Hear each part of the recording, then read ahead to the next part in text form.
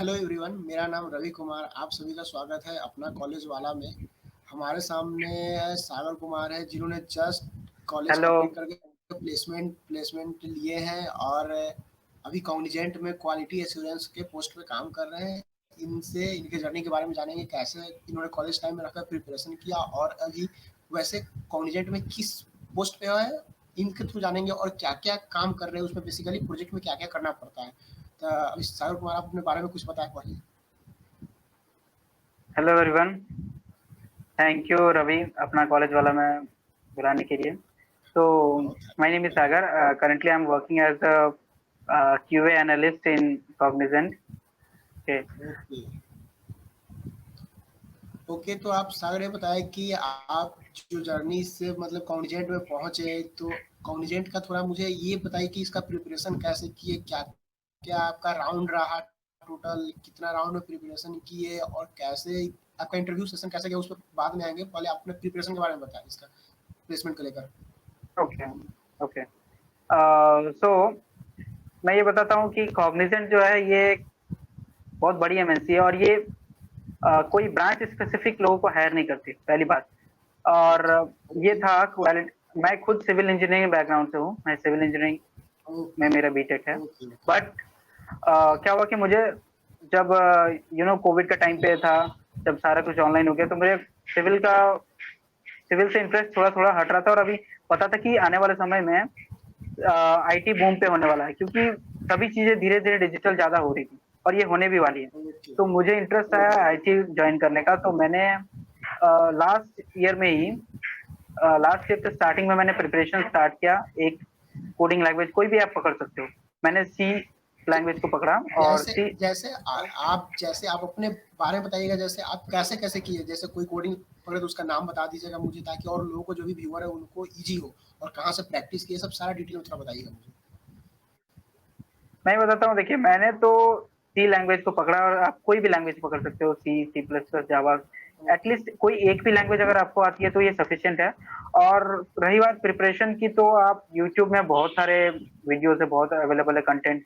YouTube में, GitHub, बहुत सारे अभी सोर्सेस आ गए हैं। बहुत सारे ऑनलाइन, बहुत सारे कोर्सेज पे आ गए हैं। आप कहीं से भी, किसी का कंटेंट अच्छा या बुरा नहीं है, मतलब लगभग सभी का अच्छा है। आप किसी एक को अच्छा से पकड़ के आप प्रैक्टिस कर सकते हो, तो आपके लिए सही रहेगा।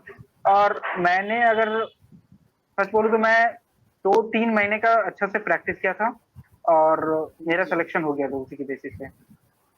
अच्छा, यहाँ पे हम एक चीज़ रोकना चाहेंगे। आप जैसे बताया कि कोई एक लैंग्वेज पे कमांड करना चाहिए। यहाँ क्या होता है, कॉलेज प्लेसमेंट में टाइम के समय या कॉलेज में जो भी थर्ड फोर्थ ईयर का जो भी बंदा है या जो भी स्टूडेंट रहता है, वो क्या करता है, सारा लैंग्वेज को कवर करने के चक्कर में वो कहीं न कहीं किसी एक लैंग्वेज में एक्सपर्ट वैसा बन नहीं पाता है और सारा लैंग्वेज को थोड़ा-थोड़ा पढ़ के रख देता है। क्या वो चीज़ करना सही रहेगा, या किसी एक लैंग्वेज को लेकर भी जा सकते हैं? ऐसा तो नहीं है कि बहुत लोग डिग्रेड करते हैं कि सी छोड़ के पाइथन सीख लेते हैं, कहते हैं सी बहुत बेसिक हो गया। तो इस पे आप क्या कहना चाहेंगे? कोई एक में देखिए, एक्सपर्ट हो या कहीं? सी जैसे आप बोले कि सी बहुत बेसिक हो गया, पर ऐसा नहीं है। सी लैंग्वेज का अभी भी यूज होता है और सी सबसे पुराना है, वन ऑफ द ओल्डेस्ट है। और अभी भी ओके। सी से डिराइव होकर C++ आया है बहुत सारा। तो ऐसा नहीं है कि सी या C++ या जावा कोई भी खराब है या अच्छा है। और ये जो लोग करते हैं स्टूडेंट्स की, कुछ ये थोड़ा सा पढ़ लिए, सी पढ़ लिए, C++ पढ़ लिए, जावा पढ़ लिए, बट किसी में अच्छा से नॉलेज गेन नहीं किए। तो अगर आप जब वो रेज्यूमे में अपना डालोगे कि मुझे सी आता है, C++, जावा, ये तो आपने तीनों डाल दिया, बट आपको आता है बेसिक ही, तो आप किसी वो फिर आपका यूजफुल नहीं होगा। क्योंकि जब प्रॉब्लम सॉल्विंग का बात आएगा, तब आपसे वो क्वेश्चंस मे बी बन जाए, मे बी ना बने। बट अगर आप किसी एक, ओके। आपके रिज्यूमे में सिर्फ अगर एक भी लैंग्वेज है ना, कोई अगर सी या C++, जावा कुछ भी, तो वो सफिशियंट है। यस। क्योंकि आपको जो कोड सॉल्व करने के लिए दिया जाता है, तो उसमें आपको ये नहीं रहता है कि आप इसी लैंग्वेज में करो। आपको लैंग्वेज बैरियर नहीं होता कोई भी। ठीक है, तो आप कोई ओके, वहाँ। एक को भी अच्छा से करके कर सकते हो। ओके। ओके, मतलब वहाँ बहुत सारे लैंग्वेज का ऑप्शन रहता है कि आप कोई भी लैंग्वेज चूज करके आप कोड कर सकते हो वहाँ करेक्ट। पे। ओके। ओके, चलिए, तो थोड़ा लेकिन मैं अपने। हाँ, कॉग्निजेंट बताइए कॉग्निजेंट में बताइए। अभी मैं बताना चाहता हूँ कि हाँ। कॉग्निजेंट में जी। जेएनसी है। वो हायरिंग के टाइम पे वो लेवल्स है: JNC, JNC next and JNC elevate. Okay, three okay, ये पोस्ट। सारे हैं, सारे ये पोस्ट है। या 3 मतलब आप बोल सकते हो कि ये हायरिंग डेजिग्नेशन नेम्स है कि ये these are for Gen Zs, these are Gen Z next and these are elevate. तो ओके, ओके, जेंसीज में जो होता है वो उसमें कोडिंग मिनिमल होता है, बहुत ही कम, मतलब होता ही नहीं। वो जनरली वो एप्टीट्यूड आपका होता है और उसी में कुछ क्वेश्चंस ऐसे होते हैं जिसमें शूडो कोड के होते हैं एमसीक्यू लेवल पे। ओके, बट जो अगर ओके, आप जेंसी एलिवेट या जेंसी नेक्स्ट के लिए आप ट्राई करते हो तो उसमें आपको कोडिंग थोड़ी और बेटर आनी चाहिए, आपसे प्रॉब्लम सॉल्व होनी ओके, चाहिए। Okay, okay. मतलब कि ये जेनेसिक जो आप बता रहे हैं, तो जेनेसिक सी में क्या मतलब किसी भी डिपार्टमेंट का स्टूडेंट जा सकता है या कोई ऐसे डिपार्टमेंट स्पेसिफिक है? नहीं, आप जेंसी में जाओ, जेंसी नेक्स्ट में जाओ, जेंसी एलिवेट किसी में भी जाओ, इसमें कॉग्निजेंट में कोई ब्रांच स्पेसिफिक नहीं है, कोई ब्रांच बायर नहीं है, ओके, किसी भी ब्रांच के लोग अप्लाई कर सकते हैं। अच्छा, ओके, ओके। चलिए ठीक है, तो आप अपने थोड़ा प्रोसे इंटरव्यू राउंड में मुझे बताइएगा कि आपका कितना टोटल नंबर ऑफ राउंड रहा, फिर इंटरव्यू राउंड में कैसा गया, टेक्निकल में क्या-क्या कुछ ऐसा स्पेसिफिक क्वेश्चन हो जो अभी तक याद हो टेक्निकल राउंड में चाहे एचआर राउंड में, तो उसके बारे में थोड़ा-थोड़ा मुझे बताइएगा। हाइलाइट कीजिए अगर आपको याद हो। अ, वैसे मैं बताता हूँ, पहले तो कॉग्निजेंट में टोटल स्टार्टिंग में 3 राउंड थे। पहला एक ओके, एमसीक्यू राउंड था, ऐसा वो क्लियर होने के बाद technical round and then HR round. Okay, okay, तो फर्स्ट तो हमारा ये था असेसमेंट, वो क्लियर होने के बाद टेक्निकल राउंड में क्वेश्चंस पूछे जाते हैं कोडिंग से, बेसिक कोडिंग से। मतलब आपको बेसिक भी आता हो किसी का तो आप कर सकते हो। और बेसिक क्वेश्चंस आप यूट्यूब से देख सकते हो, मतलब इंटरव्यू क्वेश्चंस ओके, वो हो गया, उससे हेल्प ले सकते हो। जावा टी पॉइंट एक वेबसाइट है, अच्छा वहाँ पे आप देख सकते हो जो ओके, आपका लैंग्वेज आपने रिज्यूमे पे डाला हुआ है। तो मुझे एरे से कुछ क्वेश्चंस पूछे गए थे और फंक्शन, अच्छा, जहाँ तक मुझे याद है, हाँ फंक्शन एरे ये सबसे क्वेश्चंस पूछे गए थे। उसके बाद हुआ था okay, HR round. HR round में नॉर्मली आपसे बात करते हैं, क्वेश्चंस पूछते हैं आप कहाँ से हो, कैसे हो, I mean they just want to know, I mean they just want to know you how comfortable you are, how confident you are, ऐसे ही।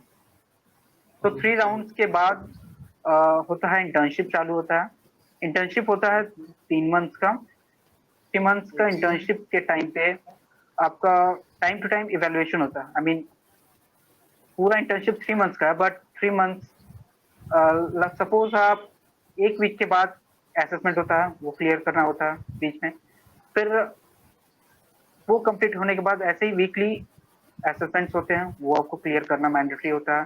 उसमें रेटिंग्स होते हैं कलर कोड के हिसाब से, like okay, red, green. You don't have to be in red zone, red zone से बाहर आना, आपको ग्रीन जोन में होना है। ओके। मतलब ये और 3 मंथ्स का कंटिन्यूअस पूरा डेली वीकली होता है या डे मतलब कि ओवर ए मंथ या कोई स्पेसिफिक टारगेट के बाद होता है? नहीं, ये आप अगर आप तीनों राउंड इंटरव्यू के राउंड क्लियर कर लेते हो, फिर आपका अगर सिलेक्शन हो जाता है, तब आप इंटर्नशिप आपको मिलती है। 3 मंथ्स की इंटर्नशिप होती है। इंटर्नशिप में आपको वीकली असेसमेंट्स होते हैं। असेसमेंट्स में आपको ग्रीन जोन में होना होता है, आपको असेसमेंट्स क्लियर करने होते हैं। असेसमेंट्स क्लियर करने के बाद आपका एक फाइनल इवैल्यूएशन राउंड होता है, वो एक एग्जाम होता है। ओके, ओके, आफ्टर दैट भी एक इंटरव्यू होता है, फाइनल इवैल्यूएशन इंटरव्यू, कि आपने जो इंटर्नशिप में सीखा वो आप सीखे कि नहीं, फिर वो भी आपको क्वालिफाई करना होता है।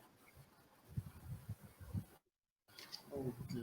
चलिए, इसमें काफ़ी कुछ आपने बताया कि कितना मतलब सिलेक्शन होने के बाद क्या-क्या राउंड, उसके बाद भी बहुत सारे राउंड होते हैं अजय अगर देखा जाए तो, कि हाँ, आपको गेट जोन, ग्रीन जोन में ले देखिए वो जाना है, होते रेड हैं। जोन में ले जाना है, अ, फ फिर उसके बाद बहुत सारे एग्ज़ाम होते हैं, ओवर पीरियड ऑफ टाइम के बाद जो ट्रेनिंग होता है।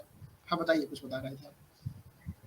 फाइनल इवैल्यूएशन का जो हम बात बोले, फाइनल इवैल्यूएशन मेरे कुछ फ्रेंड्स का क्लियर नहीं हुआ था फर्स्ट राउंड में, तो फिर वो सेकंड राउंड भी होता है उसमें, आपको एक और मौका मिलता है ओके, कि आप सेकंड राउंड ओके, में यहाँ पे वो अच्छा, क्लियर करें। अच्छा, हाँ।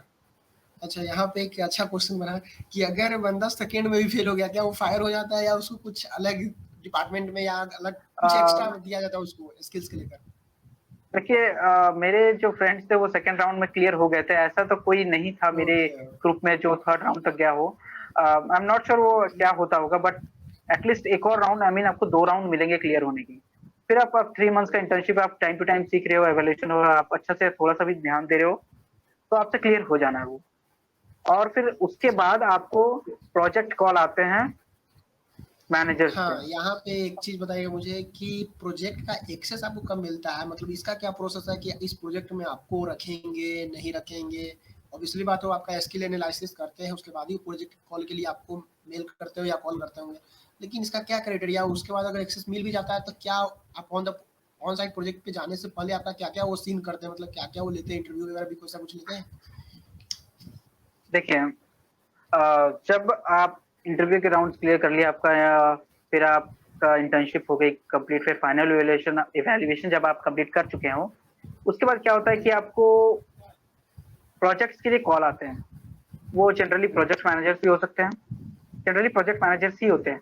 वो आपसे ओके, कुछ क्वेश्चंस पूछते हैं, दैट इज बेस्ड अपॉन आपका इंटर्नशिप, आपको जिस डोमेन पे इंटर्नशिप मिला है, जिस डोमेन पे नॉलेज मिला है, ट्रेनिंग मिला है उस डोमेन पे, और उस डोमेन पे आपको क्वेश्चंस पूछे जाते हैं, और उस पे अगर आप आई मीन क्वेश्चंस का आंसर दे पाते हैं, और इफ मैनेजर को लगता है कि नहीं this is the guy, this is the candidate, तो they will include you in their project. So after that you will be assigned to a project. आपको प्रोजेक्ट में असाइन होने के बाद देन आपका नॉलेज ट्रेनिंग होता है, आई मीन एक्चुअल में जो आपको काम करना होता है उसका ट्रेनिंग होती है, एंड देन आपको धीरे धीरे हैंड्स ऑन करते हुए आपको प्रोजेक्ट पे काम कर रहे होते हैं। अच्छा, यहाँ पे मुझे एक चीज़ बताइएगा, जैसे कि सिलेक्शन हो गया, आपको ऑन साइट प्रोजेक्ट पे प्रोजेक्ट के टीम में ले लिया गया, कुछ एक्सपीरियंस लोग रहते हैं, कुछ जूनियर रहते हैं, कुछ इंटरमीडिएट लोग रहते हैं, जो भी रहते हैं उस टीम में।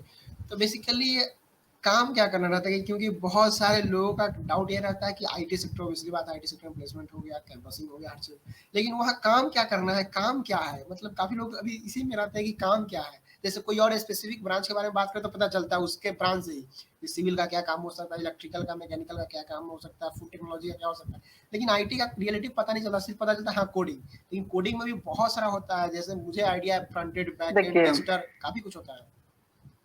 करेक्ट, देखिए ऐसे जो बात है कि जैसे आप वो लगता है कि मतलब अगर हम आईटी में जा रहे हैं तो सिर्फ कोडिंग, ऐसा नहीं है। आईटी में बहुत सारे डोमेन्स हैं, पर आप जिस डोमेन पे सेलेक्ट हुए, आपको जो काम करना है उसको आपको पहले एक नॉलेज ट्रेनिंग, आपको ट्रेनिंग मिलती है क्या आप इस प्रोजेक्ट के लिए स्पेसिफिक किस एप्लीकेशन पे काम कर रहे हो और क्या कर रहे हो, तो उसकी आपको प्रॉपर ट्रेनिंग मिलती है। फिर आपके कलीग्स भी होते ओके, हैं, यानी कि आप पूरे, आपकी एक टीम होती है, तो वो आप धीरे धीरे जैसे आप एंटर करोगे आपको सब समझ में आने लगता है। ऐसे आपको जब तक आप उसमें एंटर नहीं किया आपको थोड़ा सा लगेगा कि क्या करना होगा, मैं कर पाऊंगा नहीं कर पाऊंगा, बट आप जैसे जैसे जी, प्रोजेक्ट पे काम कर रहे होते हो, धीरे धीरे सीखते होते हो, तो आपसे हो जाता है, ये कोई बड़ी बात नहीं। और एक चीज ये भी है कॉग्निजेंट में, कॉग्निजेंट में जी, का वर्किंग कल्चर बहुत अच्छा है। आपको हमेशा अच्छा, वर्क से ज्यादा, वर्क तो आप कर ही रहे हो, उससे ज्यादा लर्निंग पे भी फोकस होता है।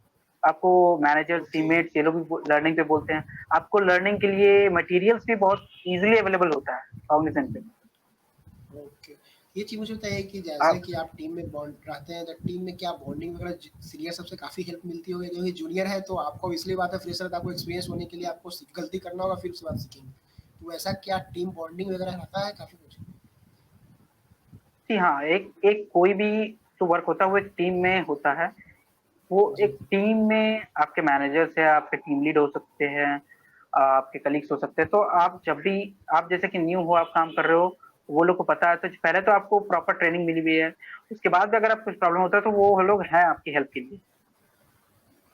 क्योंकि ओके, अगर आप आईटी में देखो तो लगभग आपको 6 महीना 1 साल आपको प्रॉपर सीखने में लग जाता है कि मैं काम क्या कर रहा हूँ, कैसे कर रहा हूँ।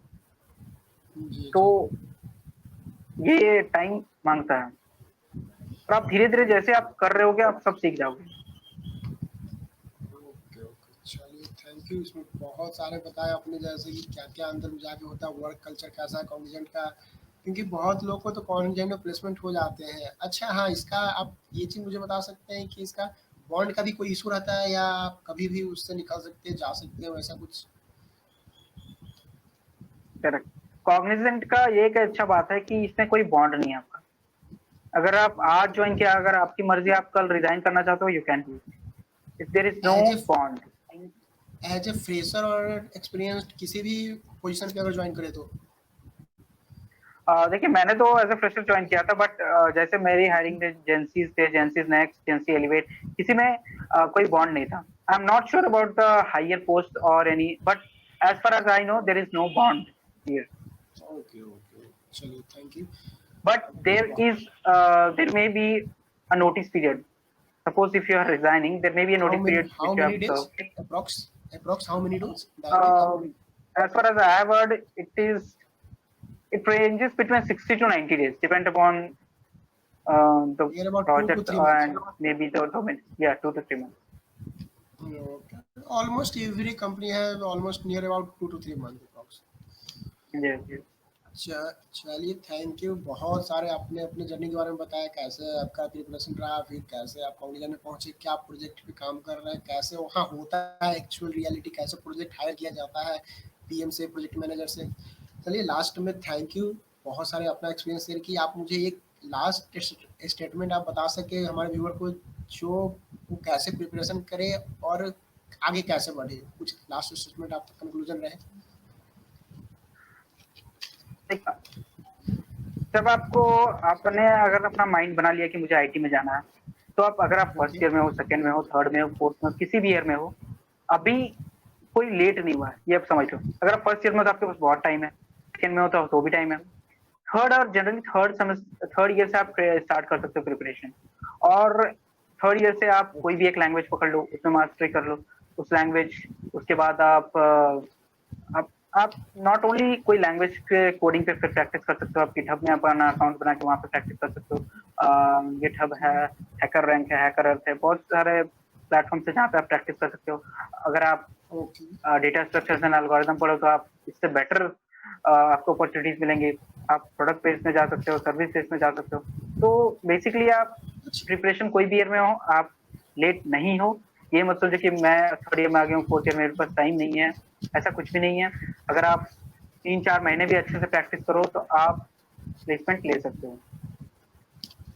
ओके। आप अभी इतने और सारे सोर्सेस तो मैंने हाँ, आपके थैंक बता यू। दिया कि आपके आपको पेड कोर्सेज तो बहुत सारे मिलते हैं, फ्री रिसोर्सेज भी बहुत अवेलेबल है।